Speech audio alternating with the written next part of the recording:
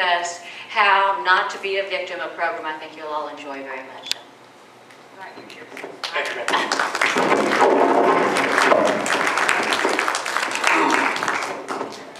All right, now we'll reset this thing here.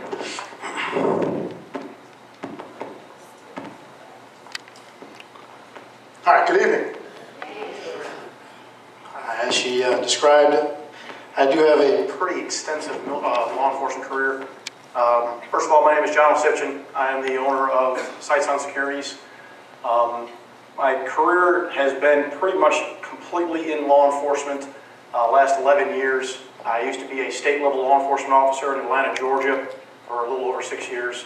In the last 4.5 years, I have been with the federal government, the Department of Justice.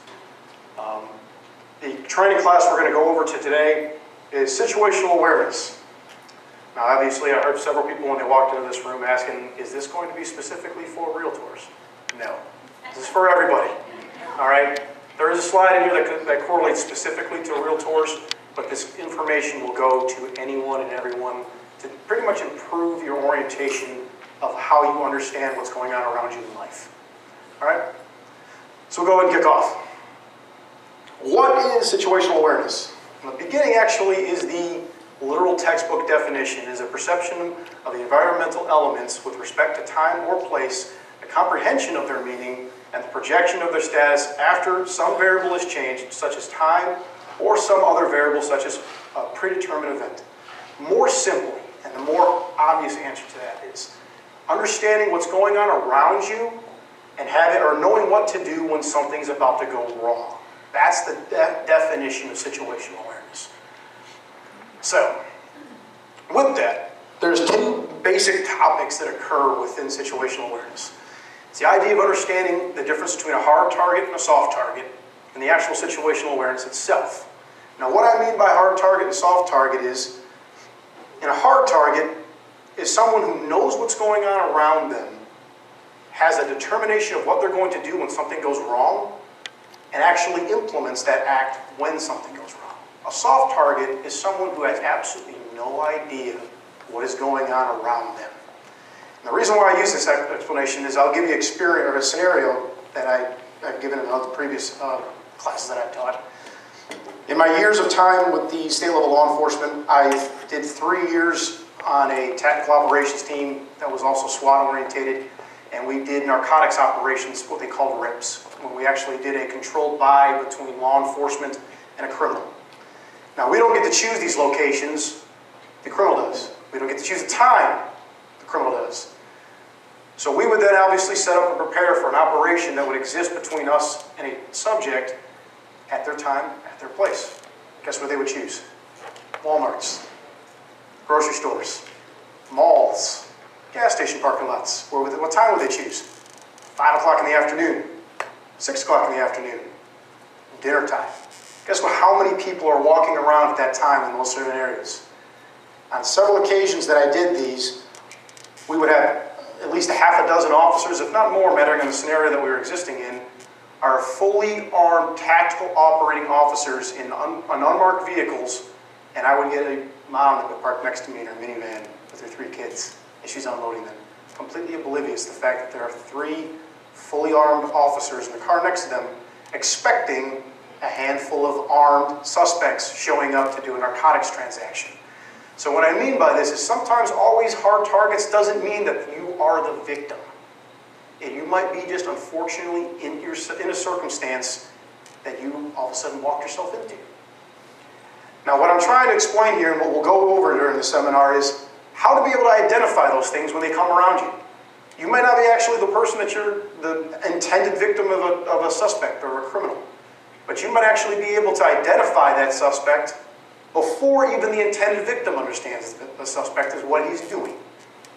So we'll go into some of these. Now this is a slide that I have in relation to specifically Realtors. This is actually just an improvement, and I can go into some of these things actually in relation to regular people as well.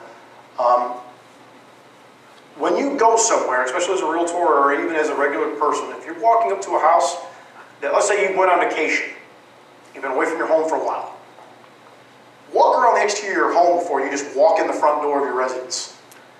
We had several occasions when I was in law enforcement that we would have houses under construction or homes that were unoccupied for periods of time. They were vacation homes or things like that.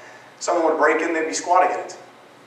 So all of a sudden you came in your front door and you locked the front door and you walked straight in, and all of a sudden you've got 3 people laying in your living room on your sofa. What do? Are you prepared for that? What happens if you walked around the house first and you noticed the rear door was kicked in or a rear window was broken in before you even physically entered the residence? Now you have a preemptive idea. You know something happened. You're going to be more prepared for the next step that could occur. Even beyond that, then let's say you notice the rear door's kicked in and you immediately make that phone call to 911, say, hey, someone broke into my house. I'm going to take a peek, see what's going on. You peek in, there's 3 people there. You already have law enforcement involved. They're already en route. All right? Now all of a sudden, when these guys all of a sudden get up, start trying to run out, you have time to be able to just get out of the way because people are already responding to you. Because what you will notice, and we will talk about it later on, is when you have a moment of surprise, people have a tendency to hesitate. There's a term we're going to go over here in a little bit called tachypsychia. It's the fight or flight mechanism. Fortunately, when you hear that, fight or flight, most people do what they have the third one, it's called freeze. And they will stand there and stare at whatever's going on around them without having any reaction to what's going on. That's the scenario we're trying to break up. That's what we're trying to stop people from doing. Okay? So as I continue down here, you will notice also one of the things that I actually greatly recommend with my program that I did with the state level law enforcement, we did burglary suppression. The second slide up here is no mail and newspapers in the driveway accessible. If you go out of town, stop your mail. Or at least have a neighbor pick it up. That was one of the number 1 things when we went and talked to burglary suspects after they did it. Why did you choose this home? There's a term they use called victimology. It actually orientates to why did a suspect choose that victim? And in burglary aspects, why do they choose this residence? A lot of them would say, well, there was a whole bunch of mail sticking out of the mailbox. Obviously, no one's been in that residence for like 3 or 4 days. They live in it, so there must be TVs, there must be jewelry, there must be personal items in the residence, but obviously no one's home because all their mail is in the mailbox. There's 4 rolls of newspapers on the end of the driveway. I know no one's home. I don't have to deal with having to run into a homeowner when I do so. And in relation, obviously, is the realtors aspect is if you have a residence and it is unoccupied, make sure you clean this up for the homeowner. You do not want to be walking into a residence and show a property and have people squatting in it. And you don't want to deal with that scenario, I promise you.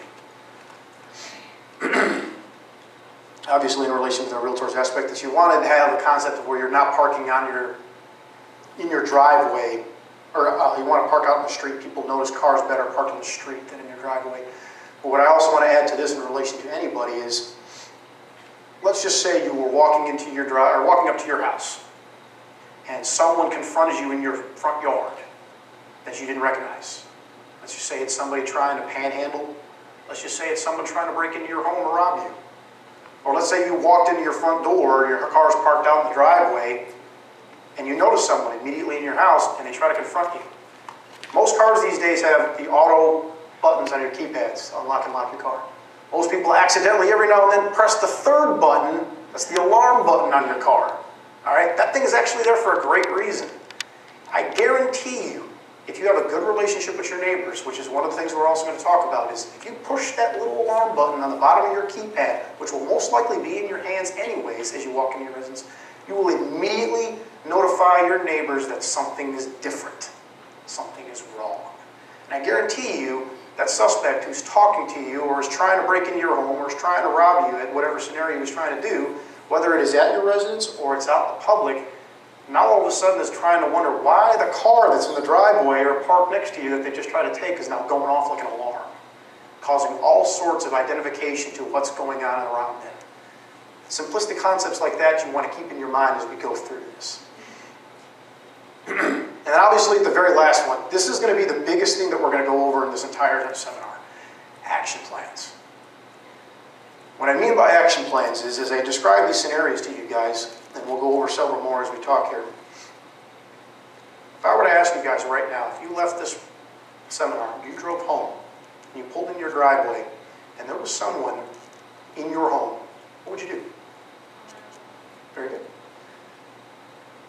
Now let's just say you didn't notice them in your home until you walked in. What do you do? Now let's just say on the way to your house tonight, you stopped and got gas at the gas station. Most people, as you see, and this is one of the biggest things we'll talk about in the actual situational awareness aspect, will pump their gas and will look at their phone. Or they'll pump their gas and they'll get back in their car, completely oblivious to around them. Gas station scenarios are, you will see, it's not the primary aspect, but it is one of the biggest aspects of people getting carjacked in the United States. Because you are narrowly pinned between the side of your vehicle and the pump itself. So I only have two aspects to approach you. If you leave your driver door open like most people do, now I only have one way to deal with you. And that's going to be the aspect of the other direction from the driver door. So now you have no way to flee. And I have one direction to get to you. So when you think about that, when you go to your car tonight, and when you stop and park and get gas tonight as you go home, think about these things. Think about, where am I standing when I'm pumping my gas? Where are the people around me? Am I leaving my driver door open so I'm not giving myself an avenue of escape to be able to run away from my vehicle if someone approached me?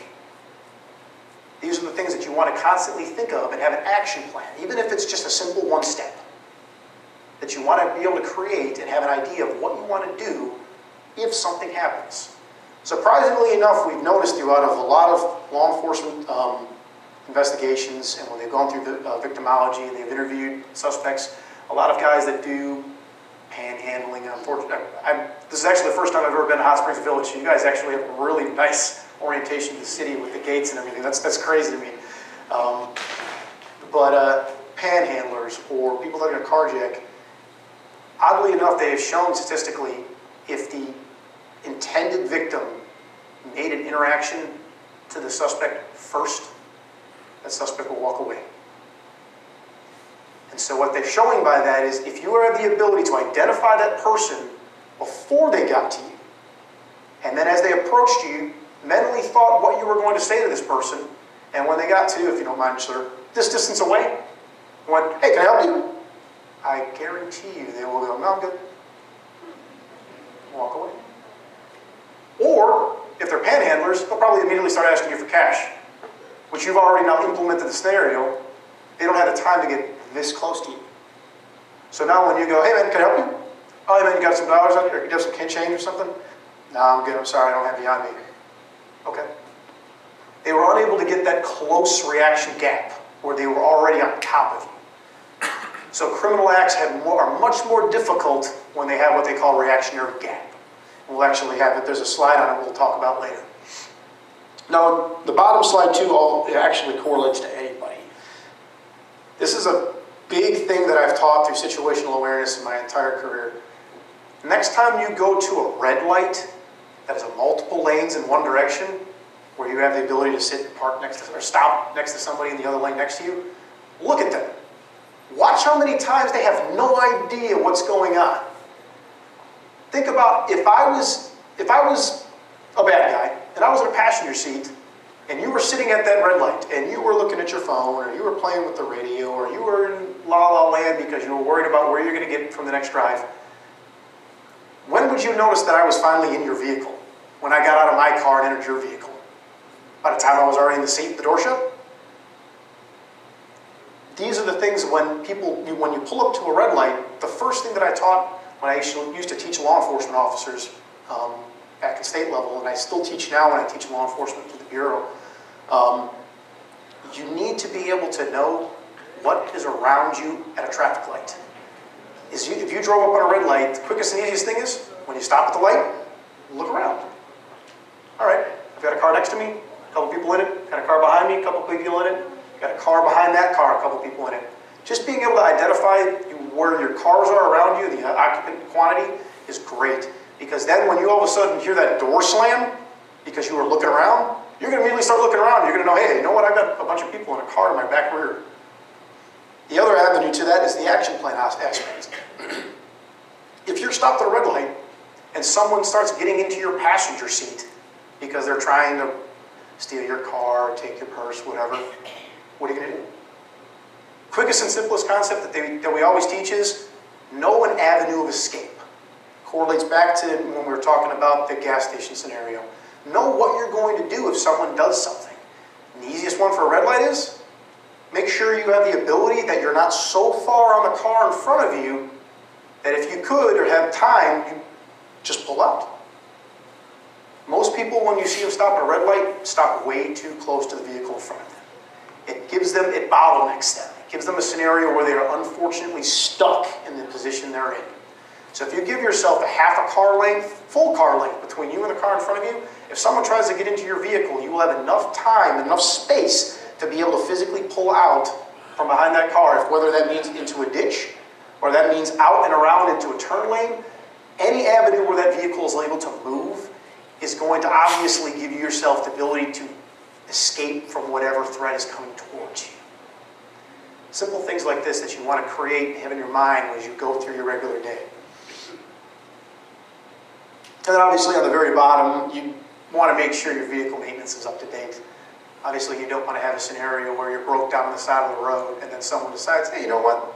That's a real easy victim. They're stuck on the side of the road. Their car's broke down. I'm going to go ahead and see if I can help them. And when I ask them if they can help them, I'm going to go ahead and take their purse and drive off. Or I'm going to take their cell phone and drive off. Don't put yourself in a scenario where people are going to identify you as a victim easier. All right. This is actually getting into the pre-preparations for situational awareness. Some people have actually been to one of my seminars before. The very beginning of this that I talk about, and when I say park in well-lit areas, when you go to the grocery store at night or when you go to any store at night, obviously most parking lots have overhead lighting. Some don't. Some have lighting just in the front that creates a large dark area in the parking lot. It's very, very dangerous if you're in a rough area or in an area where you're uncomfortable with your surroundings to park in that dark area. You're going to want to park up where you can actually see what's going on around you when you exit your vehicle. And then which correlates to the second one, which is one of the biggest things I taught in law enforcement, and it correlates very, very, very well into any application. Before you park your vehicle in a parking lot, make a lap around in that parking lot. In other words, may pull in, make a big circle, and then park. That was correlating to what I was saying earlier when I had the woman in the minivan parked right next to me. We've had plenty of scenarios where we've seen it where a gas station is being armed robbed and there's physical active suspects in the gas station on the outside of the gas station, and you have some guy who's just naturally always goes to that gas station every day to buy a pack of cigarettes or whatever, pulls in a parking lot, pulls in the first parking space, gets out, starts walking inside. Realizes when he's about 6 steps from his car and he's at the handle, the door handle, oh wow, there's a whole bunch of people with handguns and shotguns that are robbing this place. Completely oblivious to the scenario that's going on around them. Happens actually more than you would honestly want. That's the kind of concept you want to look for when you make a lap around the parking lot. Look at the store. If it's all glass like a gas station, or even if it's like you see in certain Walmarts, where they've got the big wide doors and things like that, look inside. What do you see people doing? Are people just casually walking around carrying their things? Are people laying on the ground? Are people sprinting out the door screaming? You'd be surprised people don't notice that. They don't see it. They're on their own little world, and they're driving in and they're parking and they're going inside. You want to at least identify the surroundings as you put yourself into them. So as you pull and you park in that scenario, that simple aspect of making what probably took you 6 seconds of making a lap in that parking lot and parking, as you did so, you looked around, just like we talked about when you were driving. You identified, hey, everything's good, everything's kosher, I don't see any issues going on, I'm going to go ahead and park and continue with my day. Having that simplistic little step, or little additional step, is going to save you huge that day that something did happen or was going on, and you drove yourself right up into the middle of it and didn't realize it until it was too late. And then obviously as we continue around, this is actually getting into more of the basicsness of situational awareness. There is a drill called a Tuller drill, and it correlates into this identify all people around near you when you're out in public. It basically states, they did scientific study that 21 feet from your person is enough 21 feet or less is enough distance that if I reacted, you would not have enough time to react to my movement before I'm already on top of you, either with a knife, a gun, or I'm trying to take your purse. So 21 feet. If I act, you will not be able to react in time unless you know I'm coming.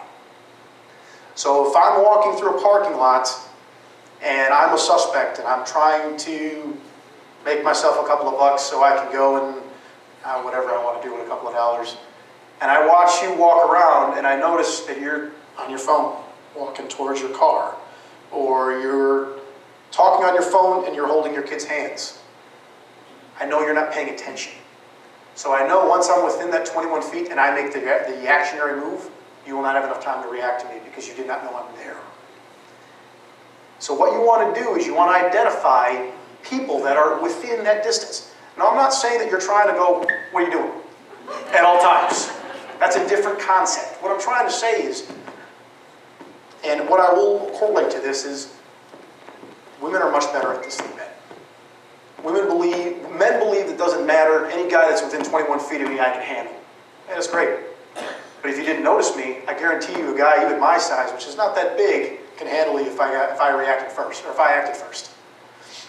Women have a tendency to be much better at identifying people around them they just don't feel comfortable about. It's that hinkling feeling that, you know what, that person just doesn't fit.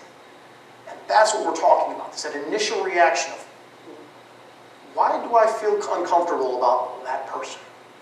That's it. That's all we're talking about. Nothing beyond that, because all of a sudden what you have already done is you've identified somebody around you that makes you feel uncomfortable, and you know where he is in relation to your body.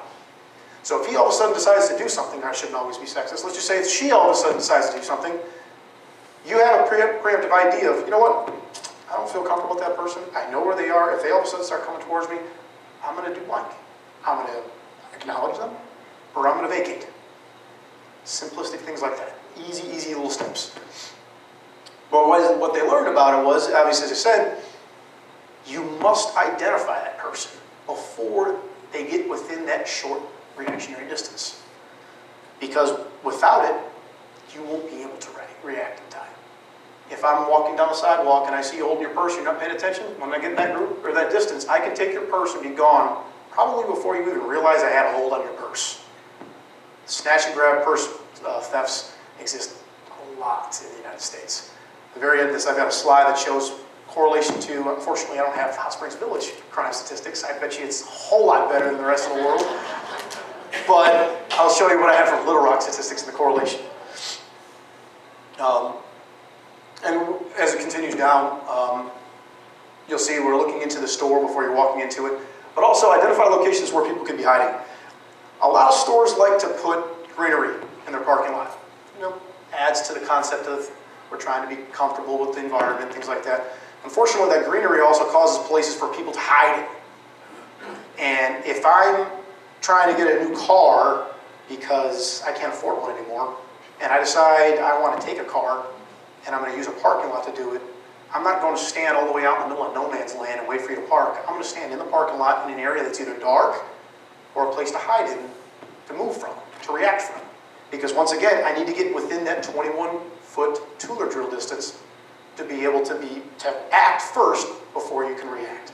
Because obviously, if I'm here to that Arvis counter over there, a whole lot farther than 21 feet, if I all of a sudden start sprinting at you, you're going to be like, okay, whatever's going on over there, I'm going to shut myself in my car. You want to be able to get closer to that person as a victim or as a suspect. So if you can identify where these places that people can be hiding, doesn't mean that you can't park next to that tree. Doesn't mean you can't park next to that bush. Just realize, hey, you know what? I'm parking right here. There's a 6-foot-tall bush right here in the front of my car. I might be paying attention when I get on my car that all of a sudden some guy just doesn't go, what are you doing? That's what you want to look at. At least identify it. At least figure out what is going on around you when you go into that parking lot. And obviously, one of the middle ones there I put on, it's a law enforcement technique that we always teach, and you'll see cops, even off-duty, will do this. When you go into a place and you sit down, always put your back to a wall. Never put your back to where people are walking in behind you. It correlates, once again, to the concept of, if I sit down in a restaurant, and the front door of the restaurant's right there, and someone runs in to do whatever they wanted to do, once again, they have the action, I have the reaction. So I'm now going to have to function with the fact of wondering what is going on behind me compared to if I'm sitting and looking at the front door. Most likely, even if I'm not paying attention to it, if I'm just eating and I'm just having a good time, I'm going to notice the movement out of my eye of someone coming into the door at a faster pace. Now, all of a sudden, I have a quicker and more time to react to what's going on, their action. And then obviously, as it continues down, most people obviously have cell phones these days. Make sure you have a charged cell phone when you're out and about. Constantly, we've had scenarios of people that were being attempted kidnappings and things like that. In Atlanta happened quite frequently. And they would literally either, the kidnapping would exist or actually occur, or they would be an attempt and they would be able to flee away. And then they would run around all over trying to get somebody to call 911. Well, why don't you call 911? Your phone in your pocket? I played cell phone games on it all day and I killed my battery on it. Things you want to make sure they will have. Keep it, charge your phone every night. Make sure you got a fully charged phone when you go out and you're actually doing things during the day.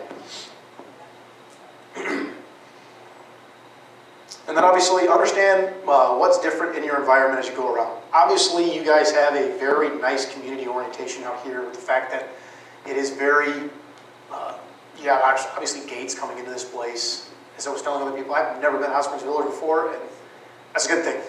I've been all over the state, I've been all over the country, and never to be here is a good sign that I've never had any issues of having to be here. But in that, obviously, your orientation towards situational awareness and your orientation towards criminal action here is going to be a whole lot different if you go down to downtown Little Rock and you're having to deal with whatever you're trying to deal with there. So the orientation is obviously fully understand the surroundings and your environment as you go into it. You know, understand that the neighborhood store here, you need to have the same situational awareness of what's going on around you as if people naturally do when they go to Memphis or they go to Little Rock and they park on the south side of the city and they're getting gas. Naturally, people pay more attention in a scenario where they're unrelated and they've never been to before than their neighborhood regular gas station or grocery store. There shouldn't be a difference. It should be the same attitude and action that you're trying to do in both scenarios. Because what happens? You're going to get robbed here. And all of a sudden you didn't realize it, you didn't expect it, didn't happen, or you didn't expect that it was going to happen because you've always gone to that gas station. And then all of a sudden one day it did. And again at the bottom, the action plan. This is a correlation to, as I said, it doesn't need to be anything crazy.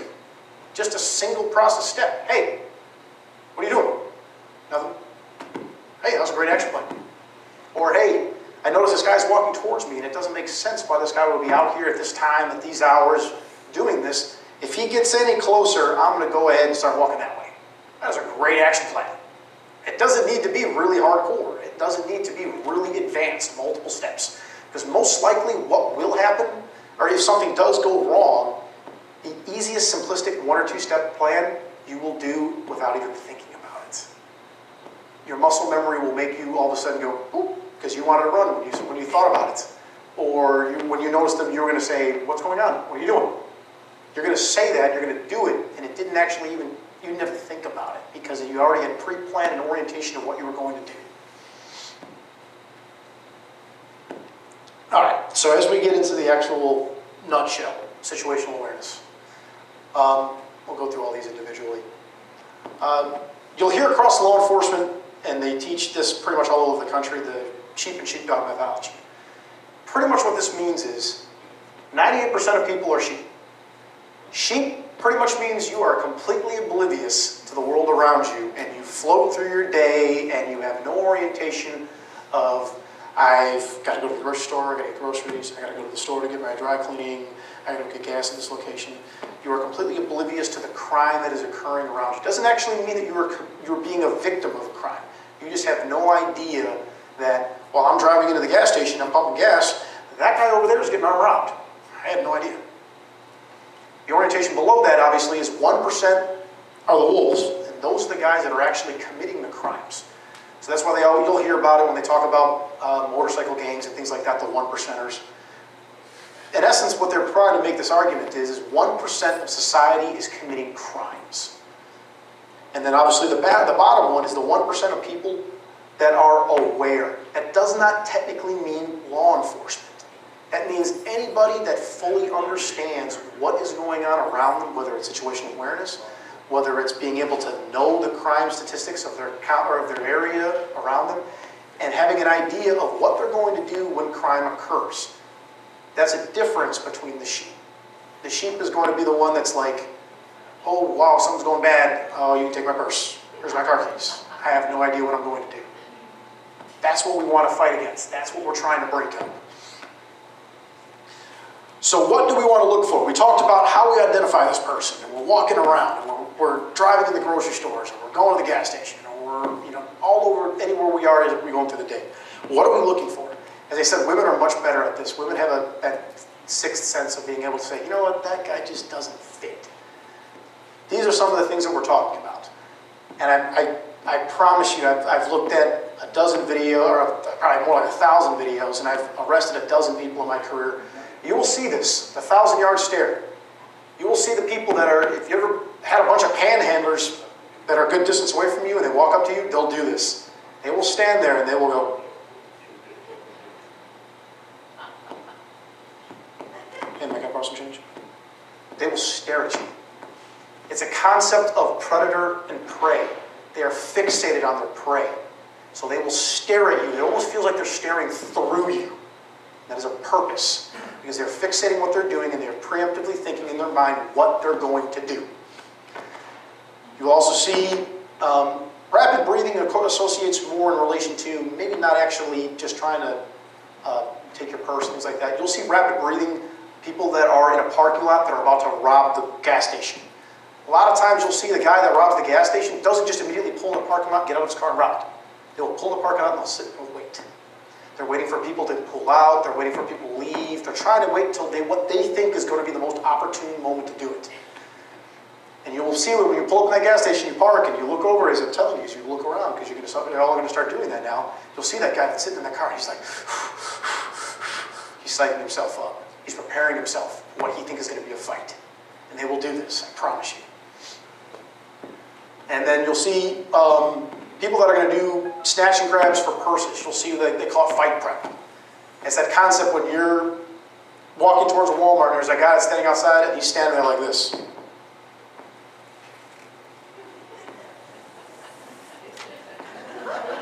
Guess what they're about to do? They're about to run, and they're preparing themselves for it. A lot of times they'll do this subconsciously. A lot of times they'll do this and they won't even realize they're actually stretching out. They're actually preparing because they know they're about to start to do something physical real fast. Those are the things you want to notice. Obviously, a lot of times, and you think it's weird. You see me doing this up here, and I'm all like this, and you're like, oh my Lord, I wouldn't notice that in a heartbeat. How many snatch and grab purse habits in the United States? A lot. It's because people aren't paying attention. People didn't realize, they didn't notice that guy that was standing there going, yeah, that's the one right there. That's the person I'm going to take. That's what we're looking for. That's the preemptive thought process that we're looking for when we're trying to instill, that you can identify that person that looks just out of the ordinary. It doesn't fit. It doesn't make sense. And obviously, as we go on down, stretching and positioning, you'll see people that'll do, they'll break into cars. A lot of guys that'll break into cars and do auto thefts and things like that. Maybe not actually steal the vehicle, but they'll break into your vehicle and steal things out of it. They'll hang out in parking lots. That's a concept that I was saying. As you drive around to the lot and you look, you'll see a guy he's just hanging out on a light post. Nothing wrong with hanging out on a light post. He's hanging out on a light post.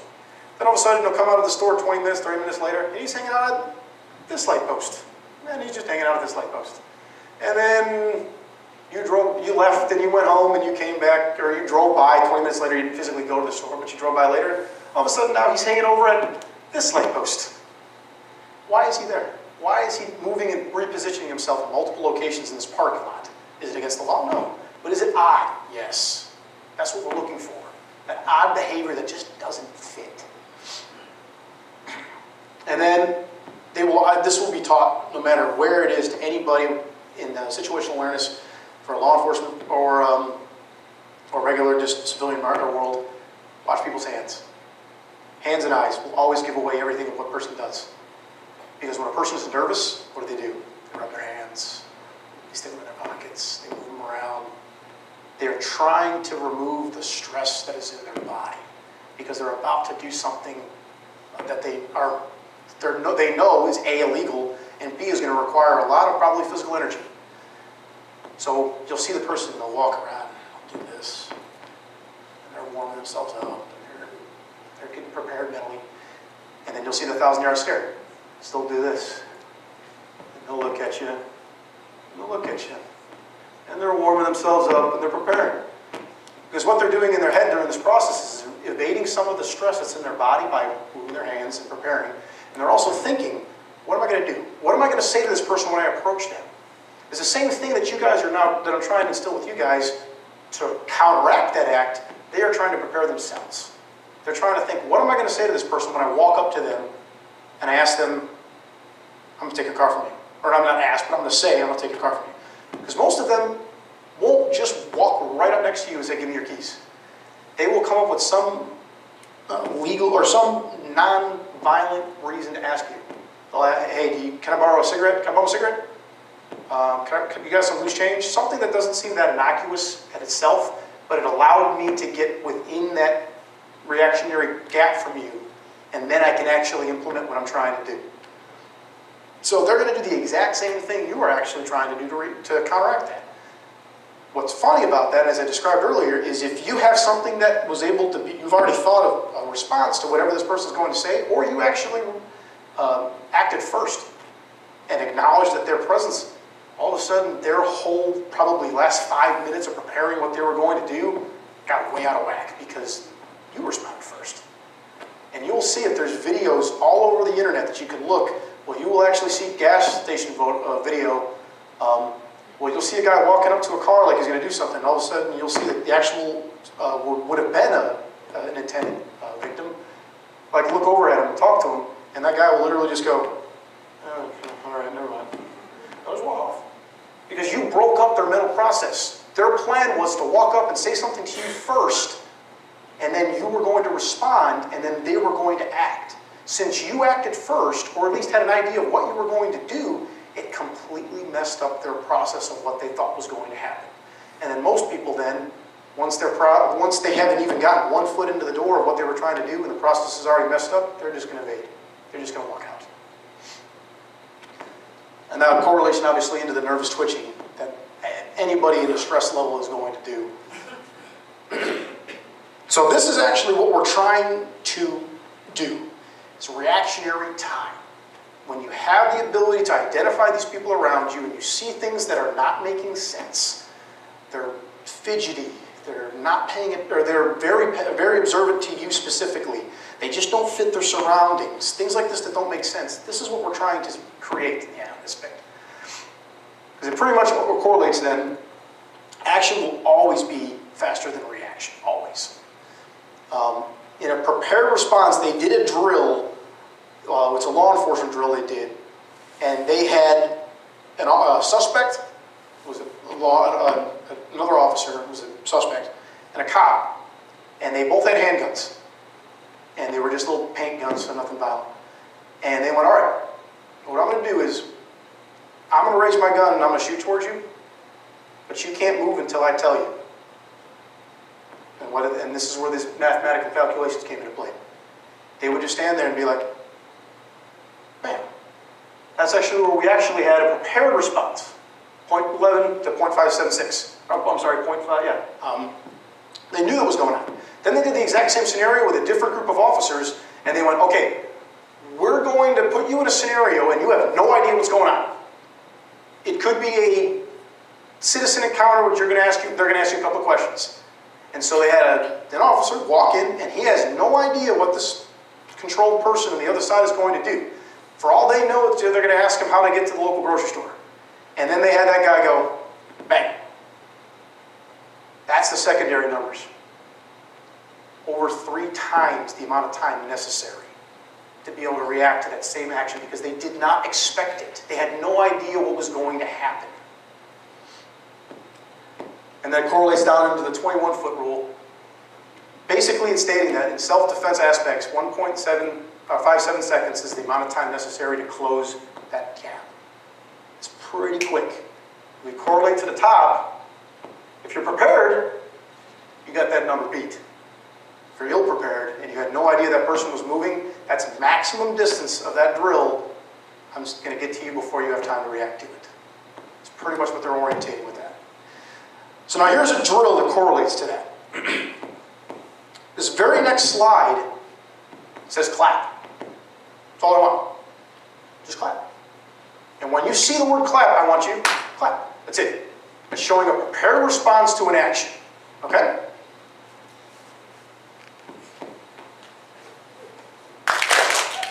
All right. See how quick that was? You guys knew what was going to happen and you did it.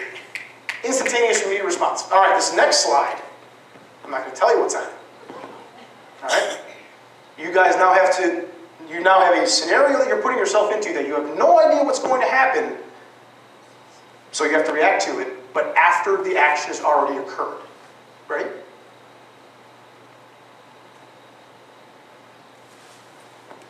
Feel how much slower that was? You guys did a lot better because last class I taught actually clapped. This is a bad sign. That's bad situational awareness.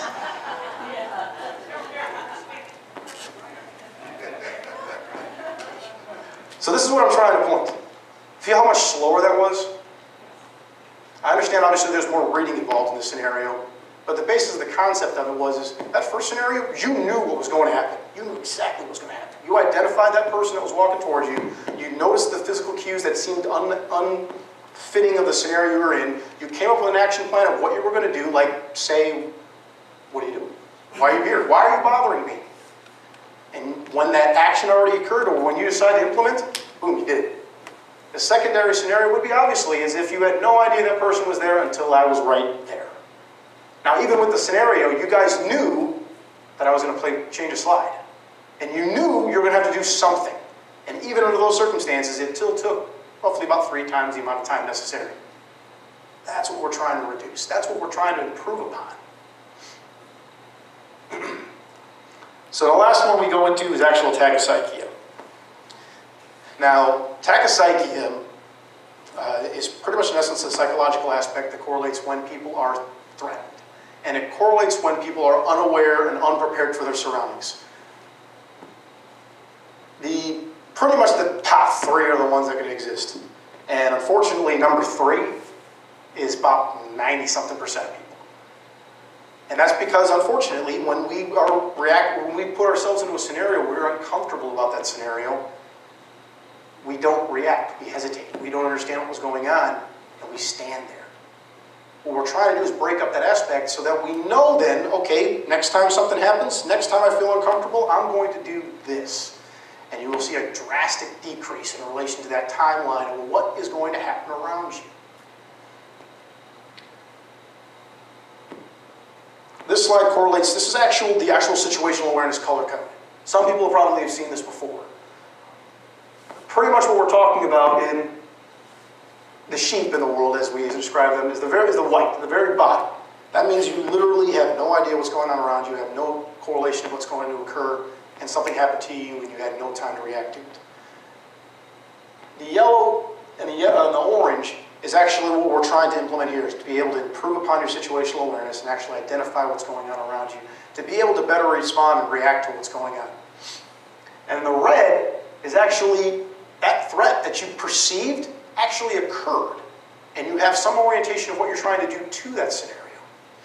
And the black is actually what happened when you went, whoa, I have no idea how to handle a scenario and something just happened that I cannot create. What you will see is people that live and orientate between the yellow and the orange go to red. The people that live in white, skip all the other colors, go straight to black. That's just how it is. I try to provide as many orientations, and I can give more examples into the realm of this. You will see constantly, as you go around in your day-to-day, people that pay no attention to the other people that are in the parking lot with them, the people that walk into the store. As technology is improved and orientations, people become more identified to themselves instead of their surroundings. Situational awareness is going to become more and more and more important because people are becoming more and more identified to what's going on around them very, very closely. With cell phones and the ability to be able to access the internet and access everything around them, people have no idea They look at their phone and they orientate to their phone, but they have no idea what's going on in their vicinity. That's what we're trying not to worry about, or trying to break up, because that is what's going to happen the day that some unfortunate thing happens to you. Any questions? I like to throw in a lot of time, because I know obviously a lot of these scenarios that I bring up, people all of a sudden always have questions, or in situations that they would like to ask questions about. Ma'am? This happened to me, and I got to think it was a new little thing. Okay. I got hit on Highway 5, which is a country road out here. Yes, ma'am. And I just got out and dealt with it, you know, which I was okay, but, you know, I need to call my husband and say, hey, I'm dealing with this. How should you handle that? This is a scenario that I always, because this is actually a scenario that comes up quite a bit. First of all, before I even go into your scenario specifically, in Atlanta, we had a lot of cases where we had accidents. There were intended little fender benders, little bumps to get you out of your vehicle. There were two scenarios that were occurring in both of them. One of them actually was a Haitian gang that were doing these things that they would make an intentional little bump on your vehicle.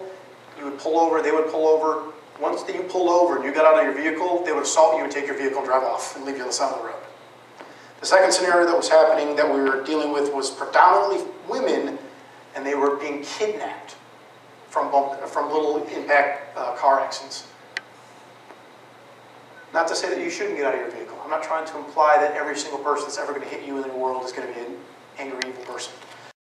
But the one thing that I would always recommend is you should immediately identify someone that you were involved in an accident and give his best description of where you're at. Because then somebody immediately knows what's going on. And then, obviously, if it wasn't as bad of a wreck that you don't want to deal with law enforcement to actually do the write-up of an actual accident report, and you're just going to exchange information, that's great. Go ahead and deal with that. But before you dealt with that, then you know, hey, someone knows where I am, someone knows I was involved in a motor vehicle accident, and someone's at least aware of my surroundings. Now, you'll see a lot of times, a lot of women, they'll get into a car accident with a guy, and they just don't feel comfortable getting out of their car at all. Hey, I have no problem with that. Law enforcement's not going to have any problem with that. Call 911, have them come out. It's going to be better, and you know, it's just the orientation of all of it. It's going to be better, actually, if you have a cop show up, and then you decide, yeah, you know what, I don't want an accident report. I'm not going to deal with this way. I'm just going to deal with exchanging information between myself and the other person involved, the other party. That law enforcement officer can go, all right, you guys have a good day. I don't have to do any paperwork. Let's make it easier for me. It's going to still be better in the long run for it, because in essence, the basisness of it is you just involved yourself in a civil action with another person. Whether or not he's there to actually commit a crime at the beginning, all of a sudden now he might get frustrated with the fact that you hit his car or he hit your car, and he doesn't want to pay for your damages. All of a sudden now you've got an irate person that you have no idea who he is on the side of the road. And what I've noticed in a lot of Hot Springs Village, not a whole lot of stores or places you can go to. You look like you guys got stretches of 10 miles of trees on both sides of the roadway. Hey, that's rough. What happens when all of a sudden that guy gets irate? Where are you going to go? What are you going to do? These are the things you want to think of. You don't have to preemptively think about every scenario. It's going to be impossible. Your brain will overload by trying to think of every scenario that's going to occur. But before you do something, think about it. Like, you got involved in a car accident, you pull over to the side of the road. Immediately once you did that, then think about it. Okay, what am I going to do if this guy's cordial? What am I going to do if this guy immediately is irate? Or whatever the scenario plays. Who should I immediately notify? Who should I immediately, if this goes bad, what am I going to do? You know, am I going to lock myself back in my car? Am I going to flee? Am I going to have 911 already, 911, just have to press send? Hey, that's great. That's a great idea. Simplistic concepts like that. Because you are reacting first, you're going to be able to implement something very, very, very quickly because you thought of it, instead of trying to think of it while that scenario is occurring. It is commonplace in motor vehicle accidents, even if a blatant person is at fault, for there to be hostility and frustration because you had an accident. Because someone all of a sudden, whatever reason the accident occurred, someone realized, oh man, I just broke the law and I just damaged my car, damaged someone else's car, and I'm going to have to pay for a whole bunch of money. And I'm going to be frustrated about this process. So that would be my scenario that I would recommend there. At least notify someone immediately, and then and then obviously prepare yourself for both scenarios as it occurs as you deal with that driver. That brings up another scenario that I was going to bring up as I drove into this area. As I said, I've never been here before.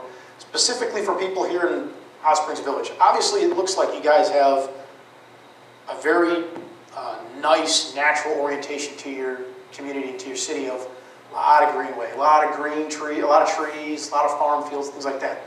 Most likely when I see a lot of that is most of you guys probably don't have immediate neighbors, like someone within, if I yelled inside my home, someone's going to hear me. In that scenario, what I would really recommend is establish good relations with your neighbors as you're around in your community, and have a day where, okay, every Tuesday, I call John, the guy who lives 2 houses down from me. Every Thursday, I call Sarah, who lives 4 houses down from them. And have this as a routine. Just, hey, how you doing? How you been? How's your day going? Because you'll notice when you create that routine, that person on Thursday, when Sarah expects your call at 9 o'clock at night or 8 o'clock at night or whatever time, and they don't get it, what do you think they're going to do? They're going to call you. If you don't answer the phone, what are they going to do? They're going to call 911. We used to get them all the time in law enforcement. They just called them welfare checks, where we'd have a concerned neighbor or a concerned person go, hey, could you mind go checking on so-and-so?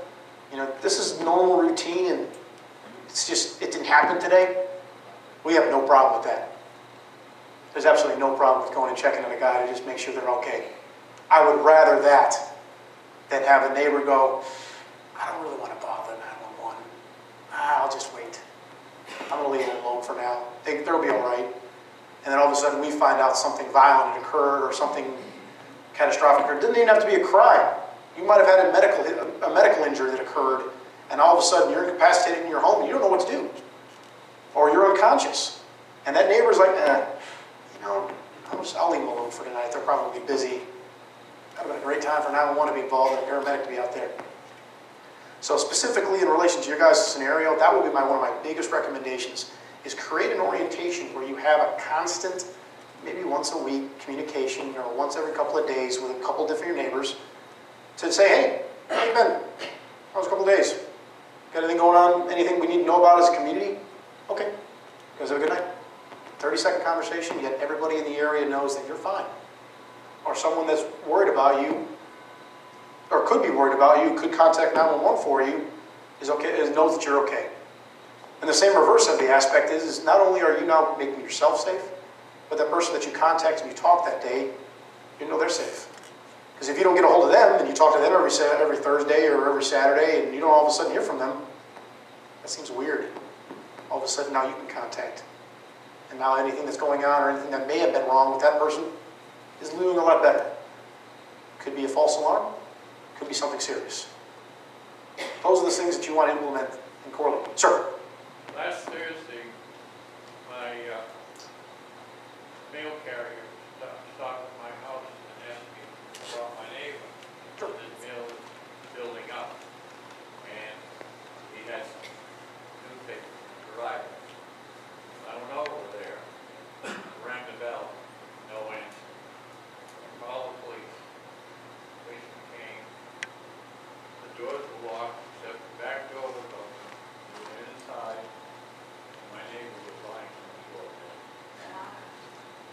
And unfortunately, a lot of people that are older in life and live by themselves, actually happens a lot. We would, in my years of law enforcement, we would get those type of phone calls all the time. We get the neighbor that's like, hey, he usually keeps his lawn manicured like a dream.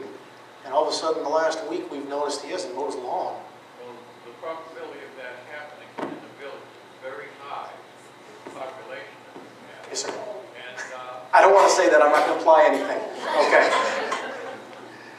Yeah, and it's exactly the truth. Because that would be I mean, in relation to, obviously, as I said, a lot of what I'm talking about, a lot of the scenarios that I'm bringing up here for your guys' community, probably never will happen. I'm not saying that you should never prepare for it, never think about it. But this is a great community. As I said, I work all over the country. I was in Detroit 2 weeks ago. This is a good area, all right? But scenarios like this are going to exist. What happens when you leave, or when you leave this area? You go to Little Rock, you go to Memphis, you go to Dallas.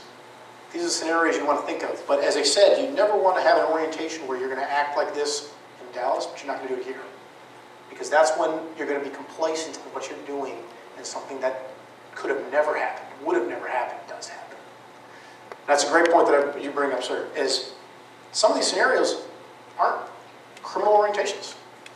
Sometimes maybe your neighbor fell, broke their leg. Now they're in their home and they can't reach a phone. But it happened to be the day that was the day you normally contact them and you talk to them, and they didn't pick up their phone. All of a sudden, wow. Instantaneously, you've got EMS and paramedics and law enforcement going out to that residence. You might have saved that person's life just because of a simple orientation you guys implemented and trying to keep them playing. Sir? Just make a point that at our church, we have a program called ESP for every single person. And all the people that are widowers then have a partner and they communicate. Okay, great. Yeah, that's great. That's absolutely awesome. Because as I said, that's the biggest scenarios of the problem is when you have widows and widowers that are older and they live by themselves, unless they have family that lives right next door to them, a lot of times they don't have a whole lot of contact. And unfortunately, those are the scenarios when something does go wrong, there's no one there to help them. There's no one there to immediately step in and try to be a help in that scenario. But that's great. I'm glad to hear that there's orientation like that in play. Any other questions? Any other scenarios? Ma'am? Going back to your parking lot situation Yeah. where someone is approaching you and you're going to put them off guard by saying, how are you doing? And would you say, oh, it's good looking blue shirt you're wearing? Anything like that. Yeah. No, that's great. No, that's great. In fact, I'm glad you bring that up, because they said the last seminar I brought up, people were like, well, what should I say? Should I be like, ah? And I'm like, no, you're gonna give somebody a heart attack who was just walking to their car and didn't realize what was going on. But not any reaction, because as I said, a lot of these suspects that commit these crimes aren't expecting you to do anything. They're expecting them to react, or them to act, and you to react. So do you even say, hey, I like your blue shirt? They're gonna be like, they're gonna forget they have a blue shirt on first, I guarantee you that. So I guarantee you say that, they're going to go like this. Oh, I am wearing a blue shirt. Thanks, I appreciate that. I was thinking that they would recall how she could identify. Yeah, that's a great idea. Anything that you can do that's going to put these people all of a sudden, whatever they had planned and thought of, that all of a sudden, you know what, it's not exactly going the way I want it to go, they're going to, most likely, if they were going to do a criminal act, they're going to go, you know what, that scenario didn't work the way I wanted it to. Hey, you guys have a good day. And they're just going to walk off. Because, yes ma'am, go ahead. If that person is involved in drugs, still use the same behavior pattern? Yes ma'am. Because what you'll notice is, let's just say, I'll put an example. It's not quite exactly the scenario, but I had an arrest years ago. There was a person out just in public, a citizen called in and said, this guy's just acting crazy. We get out there, and it was a guy high on PCP. PCP is a mind-altering narcotic that pretty much makes you oblivious to things going on around you and makes you superhuman in strength. It takes away all your pain receptors in your body, is basically what it does. So people think they have superhuman strength until they come off of it and they realize they tore every muscle and bone and fragment of everything in their body in the process. So we get out there and we talk to this guy, and I'm like, hey man, you all right? And he is just 1,000-yard stare right past me. Didn't even acknowledge me. And I literally pulled up in a patrol car with blue lights on. It's pretty hard to not notice me standing there. I went up and talked to him again, and we actually, a patrol buddy of mine tried to get in front of him, stand in front of him, because he just kept going. And he's like, man, you all right?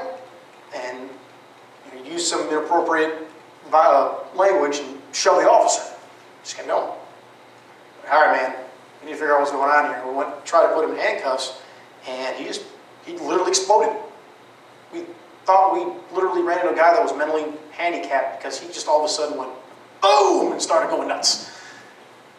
narcotics will always mess with people's brains, but when you have a scenario, let's just say that guy was it. Let's say all of a sudden that guy's high on PCP and he's walking straight at you. If you went, hey, can I help you? And we're at this distance, and he's still like, you're going to be like, you know what? I'm going to go ahead and get in my car. That reaction of knowing you've acknowledged them and they didn't provide a normal response, that's just as weird as them going, hey, and they walk off. You're preemptively thinking of what you're going to do. Because obviously that's going to be a worst case scenario for that scenario. Someone that is mind altered and is fixated on whatever they're trying to achieve. So they're going to walk right at you. So if you can react to them, or I'm sorry, act to them and say, hey, you all right? Everything good with you? And they don't respond to you and keep walking, now you know we've exceeded what normal response or normal conversations would be here. And now you have the next time you can easily now go into the next steps of, hey, step away, do not come any closer to me, I'm uncomfortable with the scenario. Or, all right, where are my avenues of escape? I need to get away from this scenario because this guy, there's something wrong here. I've acknowledged him and he's not acknowledging me back. I don't put any slides on here and I don't really talk about it because obviously people have a major difference of opinions in relation to concepts. I'm also a national firearms instructor. If you have concealed weapons permits, these are the scenarios that you would then obviously implement if you have a firearm on you. Is a correlation of where you've acknowledged someone who is at a dead drive at you and they have not acknowledged you back in any way, shape, or form. Now you have exceeded to a point where you know your personal safety is in jeopardy. And these are the orientations come into concealed weapons permits and things like that. If you don't have one, ain't nothing wrong with that. If you don't like them, hey, nothing wrong with that either. That's where you're going to do with what you're going to create of that action plan, and what you're going to do now. You've acknowledged this person, he's not acknowledged you back, you take them, there you go. I wouldn't recommend that, but hey. You know this guy is obviously, or a guy or girl, is obviously going to do something that doesn't seem normal. You've acknowledged them, they're not acknowledging you back, and they are on a deadline right at you. All right, well, what am I going to do then? Am I going to kick them? Am I going to immediately get back in my car? Where am I? Am I at a grocery store? Am I at a gas station? This guy's walking towards me in the parking lot? If I yell for help, where are people around me? What's going on around me? You'll hear it a lot. Arguably, I think it could be an orientation of a statement, but it seems to be pretty accurate. People respond actually better to the word fire than they respond better to help or rape. People yell it. So if you yell fire, people will hear that better and cleaner than help or rape. Because most of the time when people yell help or rape, you'll see people will be like, somebody is goofing off. Normally you don't hear people yell fire and there's not a fire going on or something going on. It's a combination of words that people just normally don't use in a joking fashion. So it's better reaction. People will react better. It's something that you could do. You want to, because in that scenario, as it occurs, what you want to do, obviously, is identify as many people around that area around you that could be supportive and help, and distance yourself from that violent offender or that suspect as much as you can. Those are going to be your two biggest goals that you want to achieve. Any other questions? Ma'am? You hear of the scenarios where someone is pretending to be someone they're not. For instance, a police officer. Yes, ma'am. I see the lights flashing in my rearview mirror and I'm out in the middle of nowhere. You hear people say, keep driving until you get to a public. That's actually my personal advice. How's the police officer going to react if it really is a police officer? No problem. No problem. Great topic to bring up. Unfortunately, as far as my knowledge, now it's been a few years since I've worked in state level law enforcement back in Atlanta. Atlanta had the highest officer impersonations in the country when I worked for them. Unfortunately, we had orientations of people that wanted to be cops that couldn't become cops, so they went out and bought themselves their own Crown Vics and put blue lights on the top of them and drove around and made traffic stops because they just, I don't want to be a cop. We also had, as I was saying, the little bumps, the little car accident bumps. We had the same, when we started realizing and started telling people, hey, if you get into a bump on an interstate, pull off, get yourself or yourself. The same gang then all of a sudden started dressing up cars to look at patrol cars, and they were making traffic stops. And they were doing the same thing. They were carjacking you and driving off. In my career, I did highway drug interdiction as well on my tactical unit. I pulled over probably once a week someone that did not immediately pull over But the difference where the officer will have a drastic difference of what he thinks is going on compared to the guy that immediately sped up and took off, compared to the person that reduced their speed, turned on their hazards, acknowledged that there was a patrol car behind them, and then continued until they got to a comfortable place. That is completely two different scenarios. So that's what I would recommend. If a car all of a sudden comes up behind you and you have a blue lights that are going and rotating, and you just don't feel comfortable with the scenario, it's dark, not a real good place to pull over, turn your hazard lights on, you're acknowledging the fact that they're there, slow down below the speed limit, so you're acknowledging the patrol car is there, and continue until you get to a place that you are comfortable. Arkansas law, I do not know specifically, but I know basically the standards of the rules and regulations written in law across most states in the United States is the citizen has the right to stop during a traffic stop wherever they feel comfortable. If that literally means 6 miles down the street, it's reasonable, and it's reasonable. You didn't like literally drive past the Walmart parking lots and I'm gonna get home. No, I'm sorry, we can't do that. As long as you are reasonably trying to find a safe place to pull over, it is completely within your right. The officer should know that. Any other questions? Ma'am. This is kind of realtor related. Really? But we, when you go to show houses, they start talking about, have clients come in and get some ID. But when you're at those houses and your back's turned to them and they're behind you, is there any other things you can do to be careful of? Just make sure there's some distance? Yeah. The orientation that I really recommend in that scenario, obviously it's kind of completely different from what we're talking over here. You guys put yourself in pretty much the most dangerous situation you can physically be in. You're in a residence, you're with a person you don't know, you're really not fully aware of what the intention of this person is. Obviously, as most people know, Beverly Carter had a scenario that existed like this. My best advice is identify that person as best as you can before you meet them wherever you're meeting them. If that means asking them to take a copy, or take literally a cell phone photograph of their driver's license and sending it to you, there's nothing wrong with that. Asking them to provide a contact phone number to them that you then can call them back on, it's a great thing. Having a plan of action every time you go to a residence, no matter what the residence is, if someone all of a sudden tries to become violent in that residence, is what I would do. Obviously, you're going to put yourself in a scenario where you're under that 21 feet range and you're going to be right on top of that person. And obviously, there's going to be scenarios where there's no way you can show the entire house, like, all right, stay face to face with you the entire time. It's just not going to happen. I'm sorry, it's just not going to happen. You're going to put yourself in a scenario where your back is going to be turned to that person. But just be aware that, let's just say all of a sudden you were showing a kitchen, a wonderful kitchen, and you go like this, and all of a sudden that guy immediately went, give me your purse. What are you going to do? Have a thought process of how you're going to respond to that. That's where I say the great thing about keys is that little automatic alarm button that's on the car that almost every single car these days has. Push that. Push that and run. That's great. I guarantee you the fact that all of a sudden, if I'm standing here and I'm looking at you and I said, you're going to get in my car, all of a sudden I hear a car alarm going off behind me, I'm going to look this way, and then I'm going to look this way and I'm going to see nothing but the back of your feet as you're sprinting out the rear door. That's great. Now all of a sudden I have no ability to respond to the scenario because you acted. Yeah. No, I have in relationship to that the villager actually goes to each side and introduce themselves to the neighbors. Great response. It shows someone the property. Yeah, great response, or great idea. I think that's a good idea. Yeah, identify your neighbors. I mean, it corresponds with what I was talking about earlier, is know your neighbors. In a scenario in a community, it sounds like you guys have a really, really, really nice, well-knit community here in Hot Springs Village. That's great.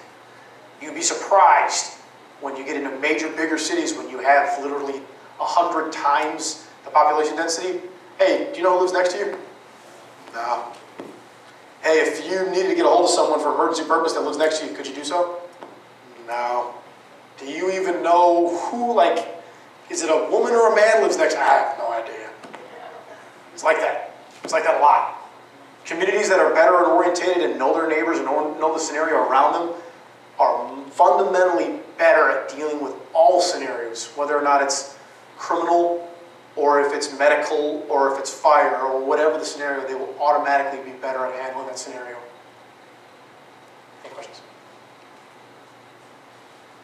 All right, there's one last slide I want to show. As I said, I would show this to orientate. This is kind of a rough write-up because I'm trying to work on the new statistics. But you see on the bottom here, the top series of numbers are actually nationwide. The bottom statistics are actually Little Rock. So you'll see 2012, because the FBI does these statistics, and they're always about a year and a half behind. So 2013 is actually out, but it's just got out just recently. So mathematically it comes out, there's a murder in Little Rock every 8 days. There's a burglary that occurs every 2 hours in Little Rock. You know, you have a theft, which includes this snatch and grabs, or people stealing things out of people's front yards, things like that. That's occurring every 50 minutes. And that's just the city of Little Rock. It's not including North Little Rock. It's not including all the little suburbs and things like that. These crimes exist. Obviously, unfortunately, I wasn't able to pull up Hot Springs Village's specific crime stats. I guarantee you they are crazy better than these scenarios. Unfortunately, majority of the suburbs of Little Rock are a lot better than Little Rock itself. But to know the fact that, you know, crime is occurring around you at all times, and just having an idea of what you're going to do if that crime ever involves you is exactly what we're trying to achieve here. All right?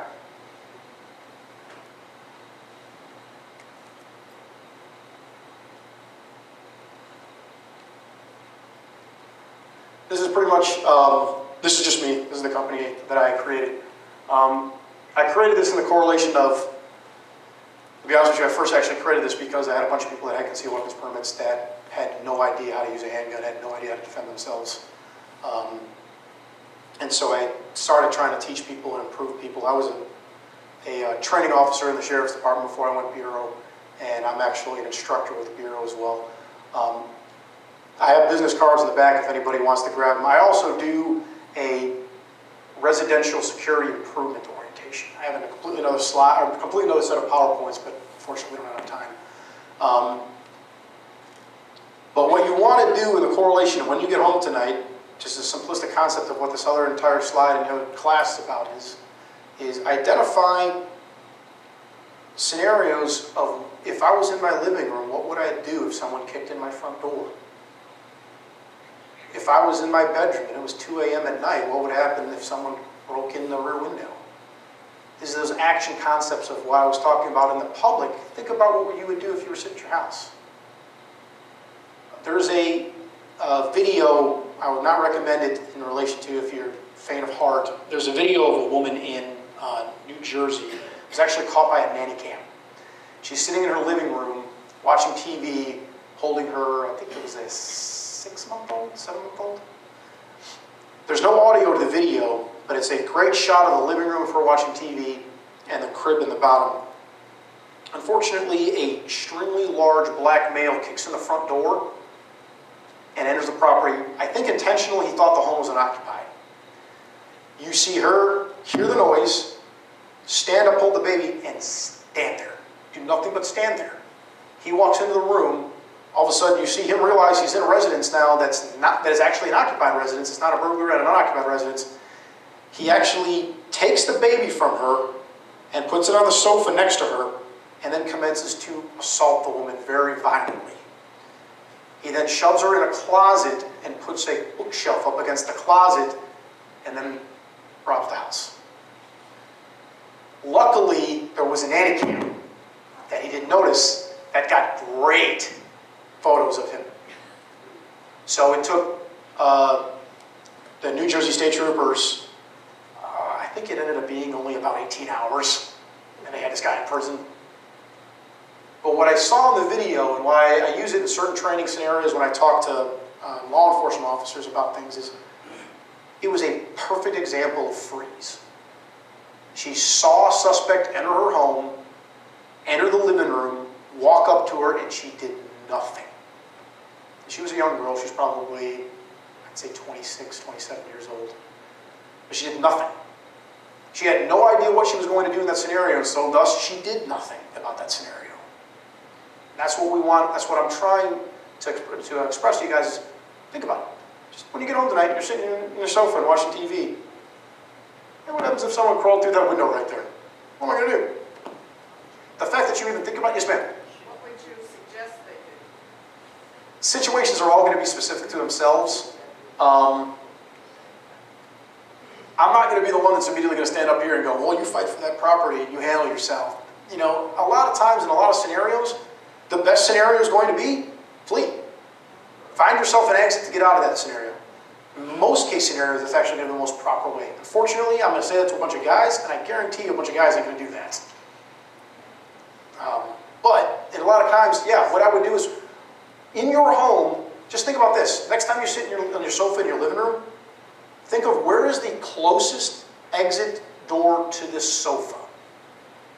And then what happens if that door was someone broke in? So let's say, for instance, my residence. If I was sitting on my sofa and watching TV and someone kicked in my front door, my rear door is actually closer to my sofa than my front door.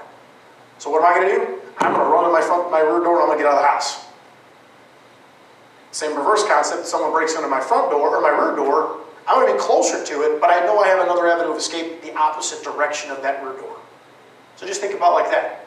The other avenues and the other things that I teach in relation to the actual class or the residential securities thing is there's a third option.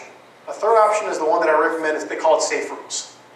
It doesn't actually have to be a safe room like you think in the movie Safe Room. They got a big metal door that slings open. But have a room that you know, A, there's always a cell phone in or a landline in. B, you have a good solid construction door to it. And C, there is something, whether it's a dresser, something that you can run into that room, shut the door, and barricade yourself into that room, and you have access to call 911 from that room.